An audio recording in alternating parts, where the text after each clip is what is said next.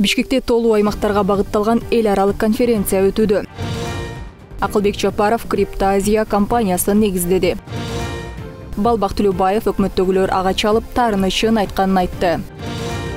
Бишкекте 2023-2027 жылдарга карата толуу аймактарды өнүктүрүү боюнча аракеттердин 5 жылдыгынын алкагында Бишкек плюс 25 саммитине карай туруктуу өнүгүү үчүн глобалдык тоо диалогу эл аралык конференциясы өтүүдө. Иш-чара негизги максаттарынын бири толуу аймактар туш болгон экологиялык, социалдык жана экономикалык көйгөйлөргө эл аралык коомчулуктун көңүлүн буруу. Конференцияга Европа, Азия, Америка, Африка жана Австралиядан 50дөн ашуун мамлекеттин жана 30га жакын эл аралык уюмдардын өкүлдөрү, окумуштуу эксперттер катышууда. Эл аралык иш-чарада климаттын өзгөрүшүнүн тоо экосистемаларына жана алардын жашоочуларына тийгизген таасири, суу, азык-түлүк жана энергетикалык коопсуздукту камсыз кылууда тоолордун ролу жана экосистемалардын деградациясын алдын алуу темалары көтөрүлүүдө. Белгилей кетсек, негизги иш-чара болгон Бишкек плюс 25 экинчи глобалдык тоо саммити 2027 жылы өтмөкчү.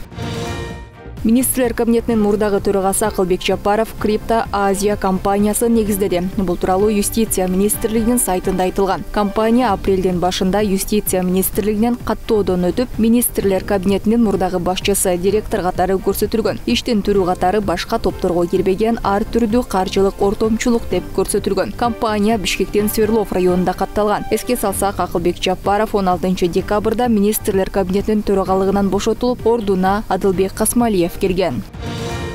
Жогорку кеңештин бүгүн 24 апрелдеги жыйынында депутат Балбак Төлөбаев өкмөттөгүлөр ага чалып таарынычын айтканын айтты. Белгилей кетсек, кечээ 23 апрелде Балбак Төлөбаев жогорку кеңештин жыйынында азыркы министрлер кабинетинин төрагасы Адылбек Касмалиев жай иштеп жатканын айтып, аны сынга алган. Биз жогорку кеңеш, өкмөт эриш аркак иштешибиз керек.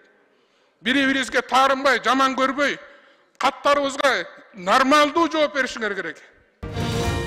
Ош облусунун Араван районунда күнөс канада өстүрүлгөн капусталар экспортко чыга баштады. Бул тууралуу Суу ресурстары, айыл чарба жана кайра иштетүү өнөр жайы министрлиги билдирет. Райондук агрардык өнүктүрүү башкармалыгынын маалыматы боюнча, Дөбө Коргон айыл өкмөтүнүн Уйгур Абад айылында капустанын басай түрү ушул жылдын январь айында эгилген. Учурда анын биринчи түшүмү Россиянын Новосибирск облусуна экспорттолуп жатат. Жалпы жыйналып сатыкка кетип жаткан капустанын көлөмү 150 тоннаны түзөт. Белгилей кетсек, республика боюнча Араван районунда эң алгачкы жазгы талаа иштери башталат. Татылган райондо эң биринчилерден болуп картошка да эгилип, жакын арада анын биринчи түшүмү алына баштайт.